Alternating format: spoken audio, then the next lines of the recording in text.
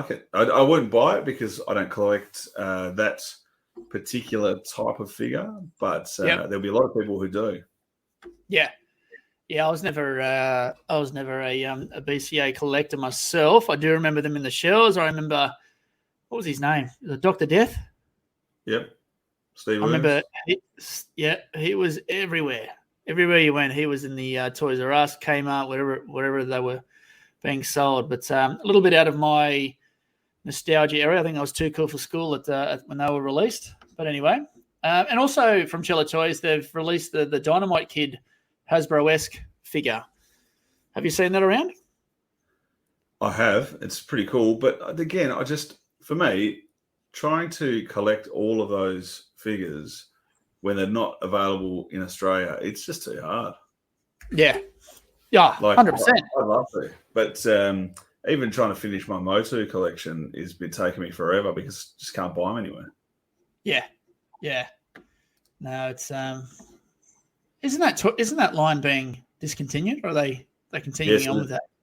I was going to mention this in my merch perch this week, but you leave it for that. Leave it for that. There's 7 figures left. So they've made the last 4 have just been released in Australia, which is Bret Hart, Slaughter, Andre, and Junkyard Dog. Yep. And then they had 4 more coming out as the last wave, which was Rey Mysterio and a couple others, and it got discontinued, but those figures have sort of been released. One of the 4 didn't get released. So there's 3 in the last series, no comics, and I've got them. I've already organised them from somebody in the US.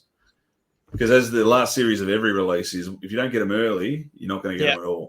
So I got them mate to hunt 3 down for me, and they're hopefully going to be shipped this week. I actually heard there's a local toy seller up here in Port Macquarie, AFI Figures. Shout out to them. He had the whole most recent series, and I was looking at Andre. I was looking at Andre with his legs are taken off in the pack. It's such a big figure, right? Yeah, but he looks really, really good. I must say, he looks really. Well, it's a lot bigger than the other 3 as well. Yeah, yeah. So who else do you have? I was looking at Stone Cold, Slaughter, Junkyard Dog. I didn't see a Bret there, and I saw Andre the Giant.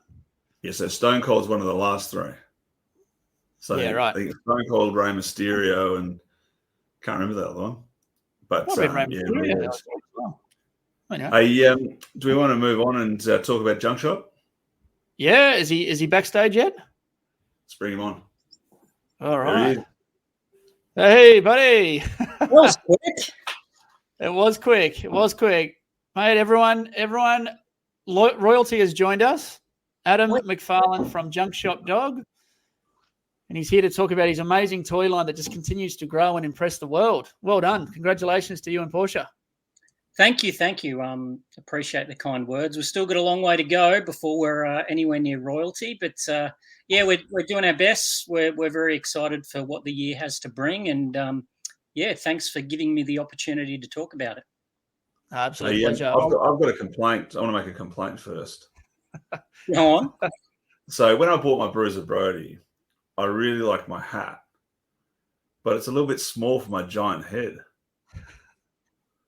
I think you might have identified the problem with the giant head part of the complaint. Look, I have to tell you that I don't normally fit hats very well. The size of this melon is gigantic. But the complaint's not to the hat. The complaint is I like the hat so much I want to wear it, but I put it on my head and it bloody hurts. So, how far back have you got it on the snaps? On the last one. Ooh. Yeah, it's a big head. It's a big head. So. Oh my goodness! Nah, it's all good. Mate, I will call it one size fits most. I'll change the website description very soon. Yeah, one size fits most except Chris. Just make that in the fine print. Mate, Chris, do you want to bring up the Davey Boy prototype, because this is the most recent reveal, which looks bloody amazing. Talk us through this. Looks really, really good. So, it's one of the more recent happenings / signings, I guess you'd say, to the line. But it all happened very quickly with the with many thanks to both Dynamite Kid's family, actually, which got the ball rolling, and then Davey's family, of which Georgia Smith, Davey's daughter, does a lot of the work with the social media and the behind the scenes, basically, the Davey Boy / British Bulldog business.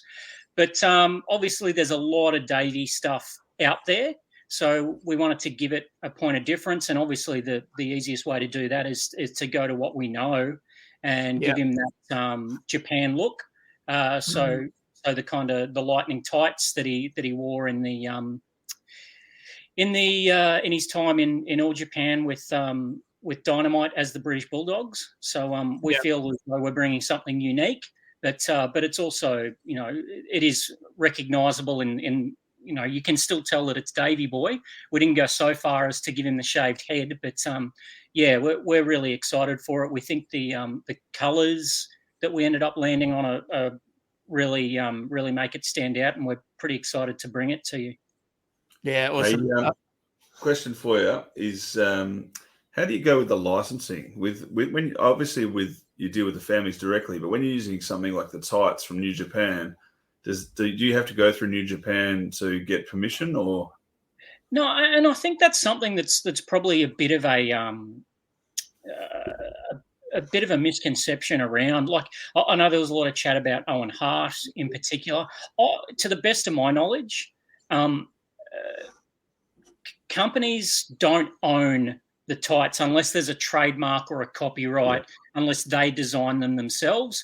And I mean, particularly with Davey, the tights are believe it or not, you have a look at the Stampede guides, you look at early Owen Hart and Bret Hart and Dynamite, they were all wearing those kind of tights. So there will, at the risk of giving a little bit too much of a hint, in 2022, licensing and their gear is linked to a company, but that's as much as I'll say for now. bit of cryptic messaging there, Chris. Try work that out over the Christmas break, eh? Yeah, I'm already confused. I will say you've nailed it, having that unique look, right? Because when I think of Davey Boy, I think of, the British Bulldog. Not even the British Bulldogs, right? It's British Bulldog in the early 90s. And then you think of LJN, you got the tag team duo there. But that figure there, it's really, really cool. And it is unique and it's awesome. But I watched the Dynamite Kids documentary just recently. And I didn't really realize just how fast-paced, high intensity his matches were. Just no wonder he fell apart, right? So once Davey Boy come along, it was almost these two, they complemented each other so bloody well. So it's great to see these old school figures capturing that sort of different era, right? So, which is an amazing part of their history. Yeah, absolutely. And obviously the Japanese side of things are our bread and butter. It's our specialty. So to be able to give people something different and also complement people that do have, British Bulldogs and Dynamite Kid and Davey Boy Smith collections. I just think it fits in well, but it also, it has its own little niche. Yeah, well done. Well, one more question for you before we let you go, mate. So what does 2022 look like? I know you've announced a lot of prototypes this year. So what does 2022 look like for you in terms of manufacturing and, I guess, announcing more license signups? Well, I know you said we only had 5 to 10 minutes here, so I'll try to keep it to a nutshell. But go as long as you want. Obviously, the most exciting ones, as you can see me reach over here. So we got Dynamite Kid. Hey. That's his standard.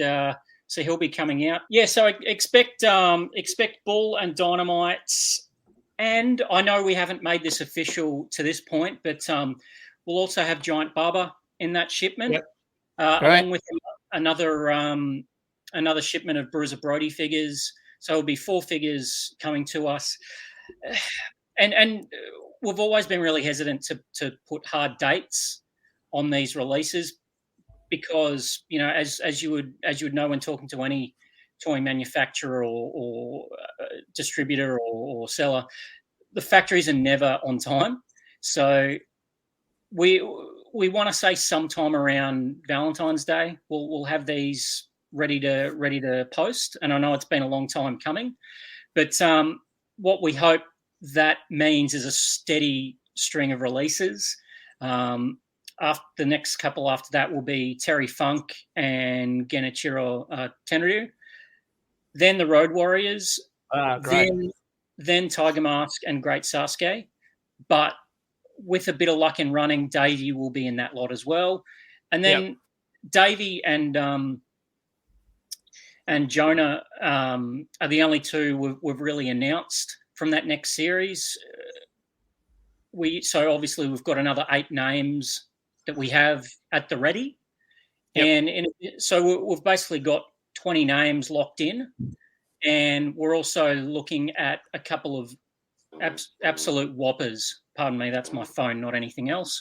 Made a pretty disturbing sound on the table there. But yeah, we have 2 absolute whoppers in the works for what would be Series 4. We hope to announce that at least by the end of 2022, if not have it, ready to post. But we know that this is something that's continually building, and you don't want to be left at any point without something to sell or something to say.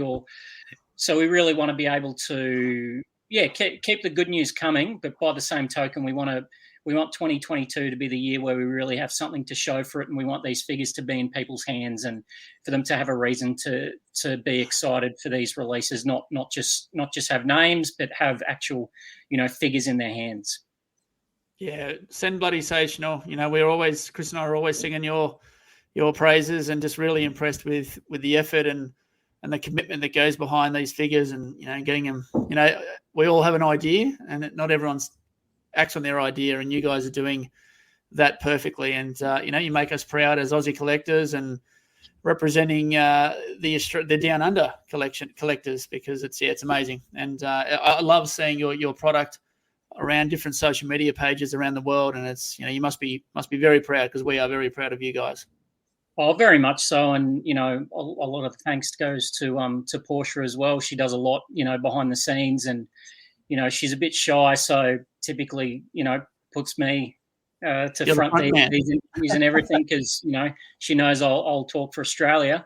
But we're both very thankful for the support from everyone.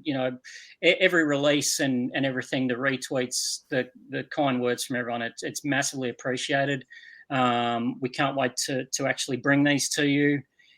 And fingers crossed, 2022 will be a massive year for us. Awesome. Well, on that note, guys, have a very, very Merry Christmas to you and Portia and your little bloke, and all the best for 2022. Thanks so much for joining us. Thanks very much, and cheers to everyone in Australia and New Zealand. Cheers, mate. Thanks, mate. Oh, that's awesome. Very, as I said, they make us proud, mate, and it's so good to see. You get a bit emotional there, James. Oh, it's going to be worried about you. Just get proud. It's good to see. It's good to see Aussies make an impact in the world. In anything they do. It's the vibe. It's everything. It is. It's great, mate. It's great. Doing well. All right. Doing very well. On to our good friends at Mattel. So I've noticed around in the social media land that their WrestleMania 22 Elites are hitting shelves, and I think available at ringsidecollectibles.com. That set has the HBK, Brett, AJ Styles, and Stone Cold. And what I love about this set, Chris, is the Build-A-Figure Vince McMahon WrestleMania 3. It's a great figure. I've already been looking for these. It's not too widely released yet, even in the US, but that's a must-have for your Elite collection, the Build-A-Vince with the tuxedo. It is. Is there a way to get it without buying all the figures? No. Or you could buy it once somebody else has built it loose, and then you could have it sent to you. But I guarantee you they'll charge you the exact same price as the 4 figures. Really? Wow. You know who might know how to get it? Who? Jeff. All right, should we bring Jeff on? Let's bring him on. How are you, boys? Very well. Very well. You, mate? Oh, he's got there he really hot goes. it going. Nice.